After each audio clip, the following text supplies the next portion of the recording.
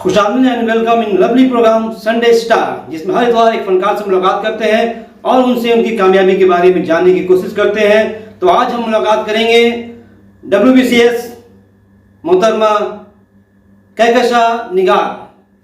Sunday star में आपका खैर मकदम। आपकी जाए पैदाइश कब और कहाँ? अस्सलाम वालेकुम। सबसे पहले तो बहुत बहुत शुक्रिया मुझे इस प्रोग्राम में बुलाने के लिए। मेरा नाम कहकशां निगार है। प्रेजेंटली मैं GST ऑफिस में as an assistant commissioner of revenue काम कर रही हूँ और मेरा ताल्लुक मटियाबुर्ज के बरतल्ला रेल लाइन से है। मेरी पैदाइश कलकत्ता में ही हुई और मेरी परवरिश भी यही हुई है। आप अपने तालीमी सफ़र के बारे में बताएं। जी, मैंने अपना प्राइमरी तालीम जो है वो मौलाना आज़ाद स्कूल से हासिल किया था और वहीं मैंने प्राइमरी से लेकर के क्लास 10 तक मैंने पढ़ाई की। क्लास 10 मैंने 2011 में पास किया। उसके बाद 2013 में मैंने HS पास किया मटियाबुर्ज हाई स्कूल से और उसके बाद फिर मैंने विक्टोरिया इंस्टीट्यूशन कॉलेज में BSc पास किया विद 2016 में। During my persuasion of graduation उस वक्त मैं कॉम्पिटिटिव एग्ज़ाम्स की भी तैयारी कर रही थी और मैंने कई सारे कॉम्पिटिटिव एग्ज़ाम्स में अपेयर किया और अल्हम्दुलिल्लाह मैंने क्वालिफाई भी किया था। तो मैंने कई सारे एग्ज़ाम्स क्वालिफाई किए जैसे कि West Bengal group D recruitment board, लेकिन वो मैं ज्वाइन नहीं की। और उसके बाद मैंने वेस्ट बंगाल LDA का एग्ज़ाम जो कि PSC के ज़रिए कंडक्ट किया गया, तो वो मैंने क्वालिफाई किया और मैंने 2019 के फरवरी में ज्वाइन किया था as an LDA in school education department Vikas Bhavan में। फिर वहाँ मैंने अपना कुछ साल सर्विस किया और ड्यूरिंग माय सर्विस मैंने WBCS के लिए प्रिपेयर करना स्टार्ट किया। मैं अपना वहाँ जॉब भी करती थी और साथ साथ मैं अपना पढ़ाई भी करती थी WBCS के लिए, क्योंकि मुझे लगता था कि हर इंसान का मतलब लाइफ में कभी भी हम एक जगह सेटल नहीं हो सकते। हमें अपने आप को अपग्रेड करने की कोशिश करती रहनी चाहिए। जितना दूर हम खुद को ले जा सकते हैं हमें उतनी सलाहियत अल्लाह ने दी है और उस सलाहियत को हमें पूरे तौर पर इस्तेमाल करना चाहिए। तो मैंने अपना WBCS का प्रिपरेशन किया। पहली बार मैंने 2017 में WBCS के एग्ज़ाम में अपेयर किया, बट उस वक्त मुझे उतना आइडिया नहीं था, तो मैंने जस्ट आइडिया ग्रैब करने के लिए उस टाइम अपेयर किया और उस वक्त मैंने क्वालिफाई नहीं किया प्रीलिम्स के एग्ज़ाम में। फिर 2018 में मैंने फॉर्म फिल किया और मैंने उस एक साल के अरसे में मैंने बहुत ही सीरियसली WBCS को लिया और मैंने बहुत मेहनत से उसको पास करने की कोशिश की। अल्हम्दुलिल्लाह मैंने 2018 का प्रीली क्वालिफाई किया और उस प्रीली को क्वालिफाई करने के लिए मुझे वेस्ट बंगाल की तरफ से स्कॉलरशिप 50,000 का मिला, जिसको मैं अपने फर्दर स्टडीज़ में यूज़ कर पाई। फिर मैंने मेंस का एग्ज़ाम क्वालिफाई किया और 2018 के ही अल्हम्दुलिल्लाह मेंस क्वालिफाई करने के बाद फिर मेरा नाम इंटरव्यू के लिए आ गया और मैंने इंटरव्यू के लिए भी प्रिपेयर करना स्टार्ट किया और अल्हम्दुलिल्लाह मैंने अपने फर्स्ट इंटरव्यू में ही WBCS ग्रुप A का एग्ज़ाम क्वालिफाई किया और मैंने कमर्शियल टैक्स में ज्वाइनिंग की। पहले तो मुबारक बात आपको देता हूँ कि आपने बहुत ही कम अरसे में WBCS एग्ज़ाम पास की और असिस्टेंट कमिश्नर के ओहदे तक पहुँची। तो मेरा सवाल ये असिस्टेंट कमिश्नर ऑफ रेवेन्यू के ओहदे तक पहुँची, तो पूछना यह है आपसे कि आप जो WBCS का प्रिपरेशन किए तो उसमें आपको क्या क्या परेशानी हुई और कहाँ कोचिंग किए जिसकी वजह से आपको कामयाबी और माने सक्सेस हासिल करने में मदद मिली? किस एग्ज़ाम्स के लिए आपको क्या पैटर्न चाहिए, कैसे क्या पढ़ना है, और कॉम्पिटिटिव एग्ज़ाम्स में ये चीज़ें बहुत ज़्यादा मैटर करती है कि आप क्या पढ़ना है, उससे ज़्यादा क्या आपको नहीं पढ़ना है।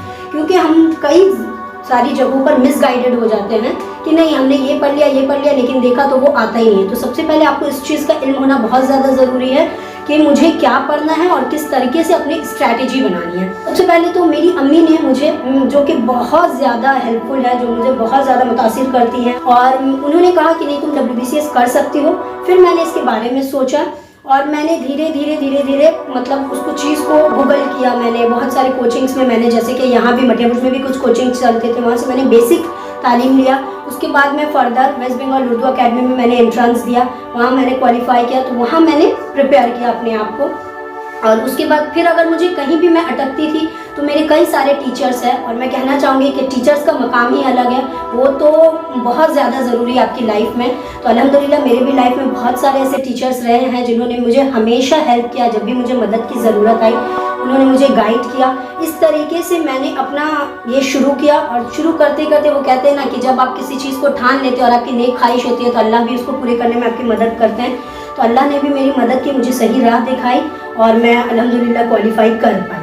अच्छा, आप सबसे पहले मुझे ये बताइए, जब आपने WBCS के बारे में सोचा या किसी भी एग्ज़ाम के बारे में सोचा तो अपने आप को जज तो किया हुआ कि हम किस लेवल में जा सकते हैं?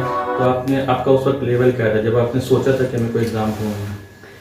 उस वक्त लेवल तो ज़ीरो से ही स्टार्ट किया था मैंने। मुझे लग रहा था बहुत मुश्किल है क्योंकि WBCS में बहुत पढ़ना, और ये हमारे सोसाइटी में ऐसा है कि बहुत सारे लोगों के अंदर मिसअंडरस्टैंडिंग है कि गवर्नमेंट जॉब आप अपनी काबिलियत पर नहीं पा सकते, उसके लिए आपको किसी ना किसी सोर्स की ज़रूरत होती है।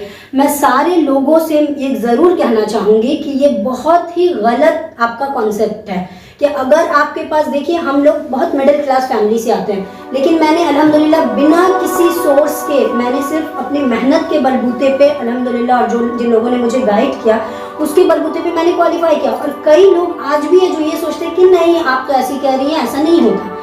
कहीं ना कहीं से तो सोर्स लगता है, और ग्रुप ए के ओहदे पर जाना इतना आसान नहीं है, ऐसा कुछ भी नहीं है। अगर आप एक अच्छे स्टूडेंट, आप सीरियस हैं, और सबसे पहले मैं ये बोलना चाहूँगी किसी भी स्टूडेंट्स के लिए कि आप अगर माइंड में अपना एक कॉन्सेप्ट तैयार कर लेते, एक गोल सेट कर लीजिए सबसे पहले। तो उसी वक्त जिस तरह आप कह रहे हैं कि आपका लेवल तो ज़ीरो था, ज़रूर मेरा लेवल ज़ीरो था, लेकिन मैंने एक गोल सेट किया कि मुझे अपनी लाइफ से क्या चाहिए।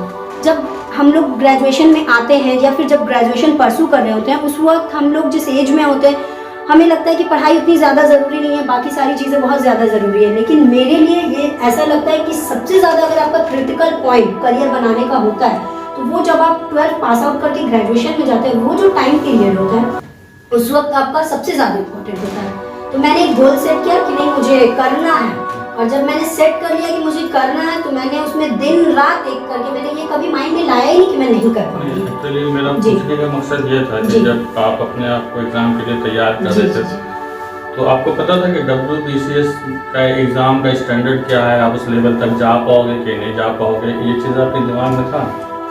जी नहीं, मैंने इतना नहीं सोचा था। मैंने बस ये सोचा था कि मुझे करना है तो मैं कर लूँगी इंशाल्लाह। तो वही बात मैं कह रहा था, फिर आप UPSC में क्यों नहीं गए? नहीं, UPSC में मैं इसलिए नहीं गई क्योंकि मैंने पहले सोचा कि मैं जिस स्टेट में रह रही हूँ पहले मैं उसके लिए काम करना चाहती हूँ। अगर मैं अपने स्टेट में रहकर अपने स्टेट के लिए काम करूँगी उसके बाद जी, तो UPSC में भी आप कर सकते स्टेट के जी, लिए? लेकिन ज़रूरी नहीं है कि वहाँ मुझे मेरे ही स्टेट में रखा जाएगा। वहाँ अलग अलग काडर है तो वो मुझे दूसरे स्टेट में भी दे सकते हैं। और उस वक्त मैं सही में कहूँ तो मुझे UPSC का उतना आइडिया भी नहीं था, मैं WBCS को बहुत ज़्यादा हार्ड समझ रही थी। तो UPSC तो और ज़्यादा हार्ड? जी हार्ड है। अच्छा, आपकी पढ़ाई तो मौलाना आज़ाद स्कूल में हुई, जी, उर्दू मीडियम में? जी जी।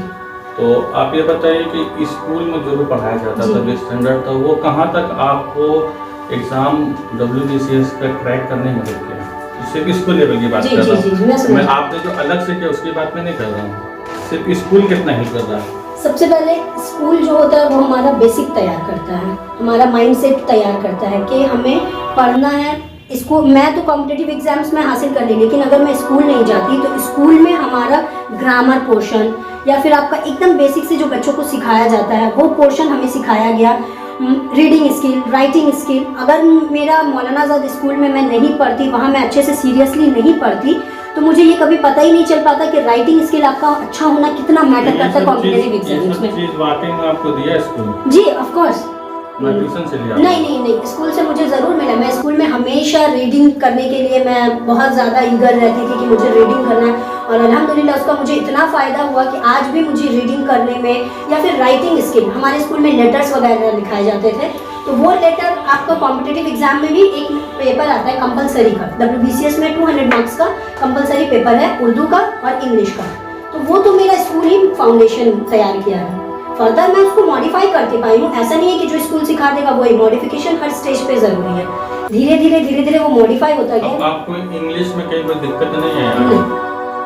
स्कूल लेवल में जो इंग्लिश का स्टैंडर्ड था वो काफ़ी था?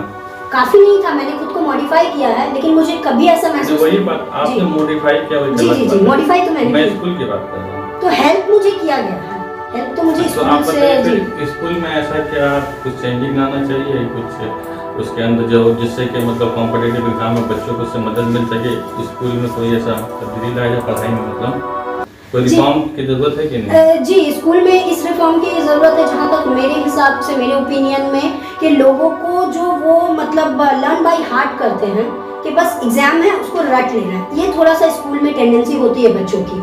लेकिन अगर उसी चीज़ को टीचर्स ये गाइड करें कि नहीं, आप उस चीज़ को, जिस चीज़ को आप पढ़े, जैसे कि मान लीजिए मैं एग्जांपल देना चाहूँगी, कुरान शरीफ हम पढ़ते तो है अरबी, लेकिन उसका तर्जुमा नहीं जानते। मतलब के सेलेक्टिव स्टडी कराते हैं just to pass the examination, they are training है नहीं जी, टू सम एक्सटेंट। लेकिन अगर उसको और ज़्यादा बच्चों को हेल्प किया जाए, इनकरेज किया जाए कि वो उस चीज़ को समझे, खासकर इंटरेक्टिव अगर होगा, बच्चे और टीचर्स के बीच में इंटरेक्शन ज़्यादा होगा, एक क्वेश्चन करेंगे, दूसरे बच्चे अपना क्वेश्चन लाएंगे, उनमें एक कॉन्फिडेंस डेवलप होगा। जब वो आगे कहीं जाएंगे तो वो ये कॉन्फिडेंस लेकर इंटरव्यू में अपियर कर सकते हैं, तब वहाँ वो नर्वस नहीं होंगे। WBCS में कौन सा सब्जेक्ट आपके लिए चैलेंजिंग था? मेरे लिए कौन सा सब्जेक्ट चैलेंजिंग था जो टफ लग रहा था आपको? बहुत ज़्यादा टफ ऐसे मैं नहीं बोलूँगी, कुछ सब्जेक्ट था जो मेरे कंफर्ट जोन में था, कुछ मेरे कंफर्ट जोन में नहीं था। जो कंफर्ट जोन में नहीं था उसमें मैं कहना चाहूँगी इकोनॉमी, क्योंकि मेरा वो सब्जेक्ट कभी रहा नहीं है। हिस्ट्री, ज्योग्राफी या फिर मैं साइंस बैकग्राउंड से हूँ, तो साइंस का सारा सब्जेक्ट्स मेरा रहा है, बट इकोनॉमी और पॉल साइंस, लेकिन पॉल साइंस में मुझे दिक्कत नहीं हुई क्योंकि वो हमारे इंडियन पॉलिटिक्स से नहीं जी, मेरा साइंस बैकग्राउंड है। रीजनिंग में नहीं, बिल्कुल भी नहीं।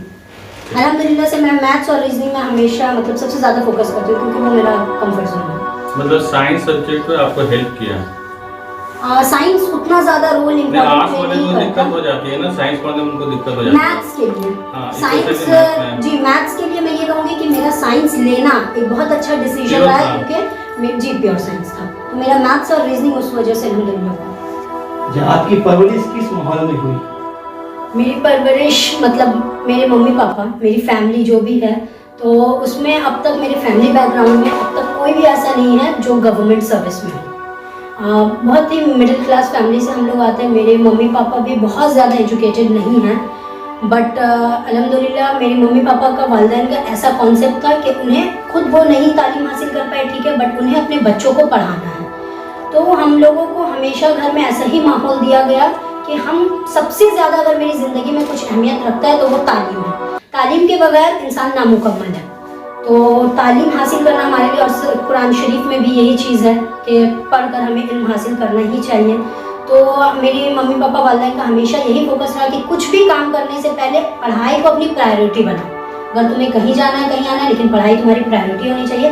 तो इस वजह से हमारा नोशन भी यही है कि नहीं, पढ़ाई सबसे पहली प्रायोरिटी, और उसे ही हमें प्रायोरिटाइज करके रखना। आपकी कामयाबी के पीछे किन किन लोगों का?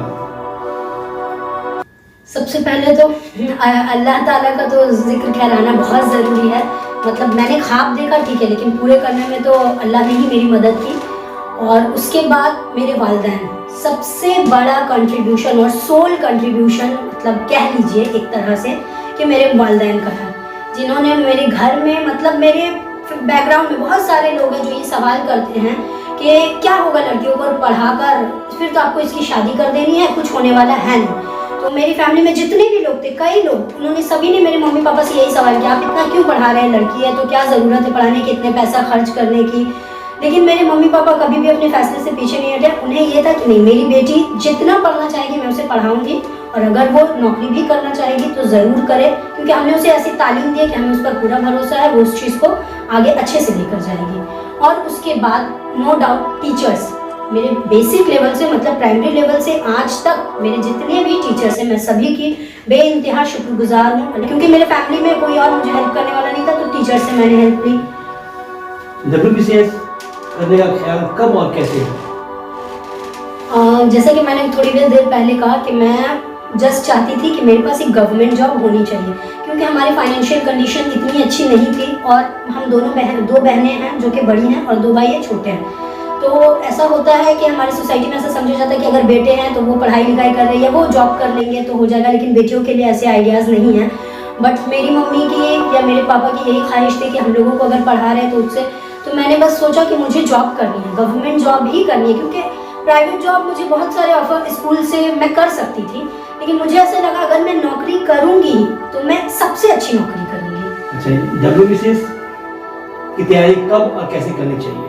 जी, मैं मतलब WBCS की तैयारी HS पास करने के बाद ऐसा WBCS के लिए क्वालिफिकेशन है आपका ग्रेजुएट होना चाहिए, लेकिन मुझे लगता है कि अगर कोई इंसान कोई स्टूडेंट ग्रेजुएट होने के बाद WBCS के बारे में सोचता है तो काफ़ी देर हो जाएगी, क्योंकि अभी हमारे पास बहुत सारे मतलब मीडियम्स हैं जिससे हम बहुत कुछ कर सकते हैं। मान लीजिए अगर मेरा कॉलेज दूर है, जैसे कि मैं अपना एक्सपीरियंस देखिए, मैं कुछ भी ऐसे तो नहीं बोल सकती हूँ, जो मैंने एक्सपीरियंस किया है मैं उसी से ही, मुझे लगता है जो बच्चे ग्रेजुएट कर रहे हैं अगर वो ऑनर्स लेकर पढ़ रहे हैं तो ठीक है, वो ऑनर्स करें, उसके बाद वो पहले से आइडिया बना कर रखें, माइंडसेट करके रखें, क्योंकि ज़िंदगी में एक गोल का होना बहुत ज़्यादा ज़रूरी है। अगर आप ग्रेजुएशन करते करते आइडिया बना ले रहे हैं तो बहुत अच्छी बात है, अगर नहीं तो इमीडिएटली आफ्टर ग्रेजुएशन WBCS की तैयारी शुरू कर देनी चाहिए, और अगर आप ड्यूरिंग परसुइंग ग्रेजुएशन कर रहे हैं तो फिर वो भी बहुत अच्छी बात है। आज हमारे समाज में तालीम की अहमियत बढ़ी है और हर माँ बाप ये चाह रहा है कि अपने बच्चों को पढ़ाएं और कोशिश भी कर रहे हैं लोग। तो मैं आपसे पूछना चाहता हूँ कि आज के समाज को, आज के बच्चों को, आज के तालिब इल्मों को आप क्या पैगाम देना चाहेंगे कि वो आगे किस तरह से अपना करियर सेटअप करें? बहुत शुक्रिया आपके इस सवाल के लिए, क्योंकि ये शायद सबसे इम्पोर्टेंट सवाल था अभी के लिए। तो मैं स्टूडेंट्स को ये कहना चाहूँगी, जो भी स्टूडेंट्स हैं, कि सबसे पहले तो हम सिर्फ तालीम हासिल नहीं कर रहे हैं, तालीम हासिल करना सिर्फ हमारा मकसद नहीं है, उस तालीम को हम अपने से दूसरे में कैसे ट्रांसफ़र कर सकते हैं, दूसरे को कैसे उससे कुछ सीख दे सकते हैं, ये सबसे ज़्यादा ज़रूरी है। क्योंकि अगर हम तालीम हासिल करके खुद तक महदूद रखते हैं तो उससे समाज को कोई फ़ायदा नहीं होगा। हमारा मेन मकसद है समाज को फ़ायदा पहुंचाना, जिस चीज़ से हम गुजरे हैं। और सबसे पहले किसी भी चीज़ को हासिल करने के लिए, कामयाबी के लिए, ये देखना ज़रूरी नहीं है। आप किसी भी सक्सेसफुल इंसान से ये मत पूछिए कि आप कैसे सक्सेसफुल हुए, आप ये पूछिए कि क्या क्या परेशानियाँ थीं जिसने आपको इतनी दूर आने में और इस कदर मतलब हेल्प किया कि आज आप यहाँ पे हैं। क्योंकि इंसान गलतियों से ही सीखता है, तो अगर हम गलती नहीं करेंगे तो सीखेंगे नहीं। तो अगर हम हर सक्सेसफुल इंसान की गलतियाँ सुने तो उससे हम ये ज़रूर समझ जाएंगे कि हमें ये चीज़ें नहीं करनी है। देखिए, हर इंसान, एवरी पर्सन इज़ यूनिक। कोई अगर हम किसी को कॉपी कर रहे हैं तो हम उसकी डुप्लीकेट कॉपी बनकर रह जाएंगे। हमें सबसे पहले अपने आप को पहचानना है कि हमारे अंदर क्या क्या सलाहियत है, हम क्या क्या कर सकते हैं। कोई डॉक्टर बनना चाह रहा है, अब हम सोचेंगे कि नहीं मुझे भी डॉक्टर बनना है। मान लीजिए मेरे में उतनी सलाहियत नहीं है या हमें उस चीज़ का इल्म नहीं है कि डॉक्टर बनना कैसे है, हम चले गए बस निकल के डॉक्टर बनने के लिए, तो उससे हमें कुछ हासिल नहीं होगा, वो ला हासिल हो जाएगा। लेकिन अगर आप जानते हैं, आप अपनी सलाहियत को पहचान पा रहे हैं कि मुझे क्या करना है, सबसे पहले मैं स्टूडेंट्स को ये कहना चाहूँगी कि वो एक गोल सेट करें। अगर आप किसी फील्ड में जाना चाहते हैं लेकिन आपको उसका इल्म नहीं है तो आप ऐसे लोगों से मिलिए। और आजकल मोबाइल अगर एक हमारे लिए बहुत अच्छी, मतलब लोग कहते हैं कि नहीं मोबाइल से बहुत सारे नुकसान हैं, टाइम वेस्ट करते हैं। मैं कहती हूँ ये इंसान पे डिपेंड करता है कि वो किसी चीज़ को कैसे यूज़ करते हैं। अगर आप गैजेट्स का इस्तेमाल अच्छी चीज़ों के लिए करते हैं तो वो आपके लिए बहुत फ़ायदेमंद है। आप उस पर वक्त ज़ाया करेंगे, फेसबुक और ट्विटर करेंगे, सारी ज़िंदगी पड़ी है आपकी। पहले आप करियर सेट कर लीजिए, मुझे ये हासिल करना है तो मैं कर लूँगी। पैशनेट होइए उस चीज़ को लेकर, उसको आप दिन रात सोचिए, उसके बारे में पढ़ाई भी कीजिए और अच्छी अच्छी बातें सीखिए, अच्छे अच्छे लोगों से मिलिए, अच्छे अच्छे लोगों की इंटरव्यूज़ देखिए, उनसे देखकर आप काफ़ी कुछ सीखने को मिलेगा। और फिर देखिए, मैं कहती हूँ, हाँ मैं ये ज़रूर कहूँगी कि आपको आसानियाँ तो नहीं आएंगी, क्योंकि एक कामयाब इंसान के पीछे बहुत सारी मुश्किलें, स्ट्रगल्स हैं। यौम ख़वातीन के मौके पर ख़वातीन के लिए आपका पैगाम।